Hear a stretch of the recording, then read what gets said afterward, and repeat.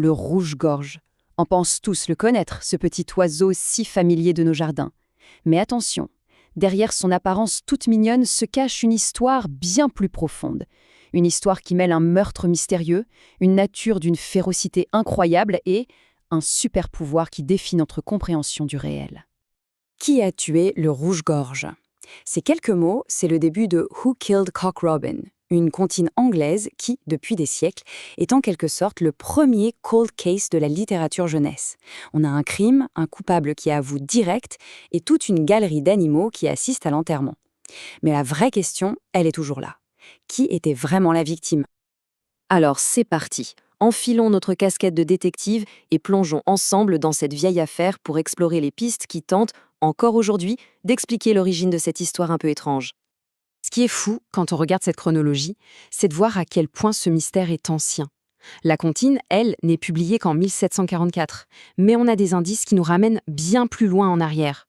Certains y voient une allégorie de la mort du roi Guillaume le Roux en l'an 1100. D'autres, bien plus tard, y voient une satire de la chute du Premier ministre Robert Walpole, qu'on surnommait Roba. Et les pistes ne s'arrêtent pas là, loin de là. Des experts du folklore pensent même que c'est une survivance de mythes païens. On parle du sacrifice rituel d'un roi-dieu, ou encore de la mort du dieu soleil celtique, Lugh, dont le nom en gallois Corri Ribin a une sonorité, eh oui, étrangement familière. Bon, laissons un peu les mythes et les légendes de côté pour s'intéresser à l'oiseau, le vrai, parce que sa véritable nature, croyez-moi, est tout aussi surprenante que l'histoire qu'on raconte sur lui. Regardez bien ce contraste, c'est saisissant. À gauche, on a l'image d'Épinal, le petit rouge-gorge tout mignon des cartes de vœux. Et à droite, la réalité. Un oiseau au regard perçant, les plumes hérissées, clairement prêt à en découdre. C'est pas la même ambiance. Oubliez l'image de l'oiseau sociable. En réalité, le rouge-gorge est un grand solitaire. Et surtout, il est férocement territorial.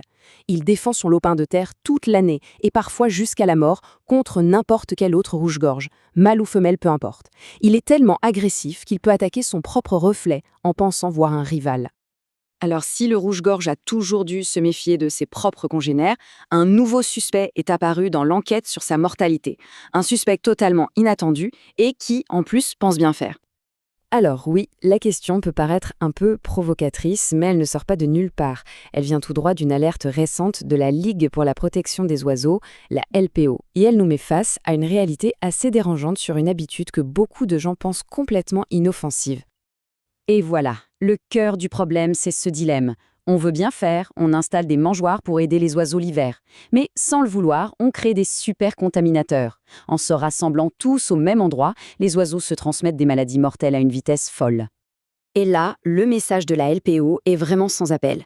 S'il y a une mortalité anormale d'oiseaux dans le jardin, le meilleur réflexe, ce n'est pas d'ajouter de la nourriture, mais au contraire de retirer la mangeoire pour que les oiseaux se dispersent et que la contagion s'arrête. Mais l'histoire ne s'arrête pas là. Le secret le plus fascinant du rouge-gorge nous emmène dans un univers qui a tout de la science-fiction, celui de la physique quantique. Accrochez-vous bien. D'ailleurs, petit fait amusant, les rouges-gorges qu'on voit chez nous en hiver ne sont pas forcément les mêmes que ceux de l'été. Beaucoup d'entre eux viennent des pays du Nord. Et pour faire ces milliers de kilomètres, ils sont équipés d'un système de navigation interne d'une précision absolument incroyable. Cette capacité, ce super-pouvoir, porte un nom scientifique, la magnétoréception. C'est un véritable sixième sens qui permet à certains animaux de sentir le champ magnétique de la Terre pour savoir où aller. Une sorte de boussole intégrée, si on veut. Alors, comment ça marche, ce truc de fou? Bon, pour faire simple, la théorie la plus probable est juste stupéfiante. Dans la rétine de l'oiseau, la lumière crée une paire de molécules spéciales. L'état de ces molécules, un état quantique, est sensible au champ magnétique de la Terre. Cette information est ensuite envoyée au cerveau sous la forme d'une image. Pour le dire autrement, le rouge-gorge voit littéralement les lignes du champ magnétique superposées à sa vision normale. C'est dingue. On pourrait se dire, logiquement, qu'une boussole aussi sensible, qui fonctionne à un niveau quantique, doit être hyper fragile, non? Est-ce qu'elle est sensible aux interférences, à ce qu'on appelle le bruit magnétique? Eh bien, la réponse des scientifiques est assez bluffante. Les modèles montrent que cette boussole est incroyablement résistante au bruit magnétique naturel, celui qui vient des autres organismes vivants, jusqu'à 100 picoteslas. Pour se faire une idée, c'est des centaines de milliers de fois plus faible que le champ magnétique terrestre lui-même. Ce tableau résume bien la situation. En gros, la boussole du rouge-gorge est conçue pour ignorer les petits champs magnétiques naturels. Par contre, elle peut être complètement perturbée par des champs magnétiques artificiels beaucoup plus puissants, comme ceux qu'on peut trouver près de certaines de nos infrastructures. On a fait un sacré chemin ensemble, hein. On est parti d'une vieille comptine pour enfants pour arriver aux frontières de la physique moderne.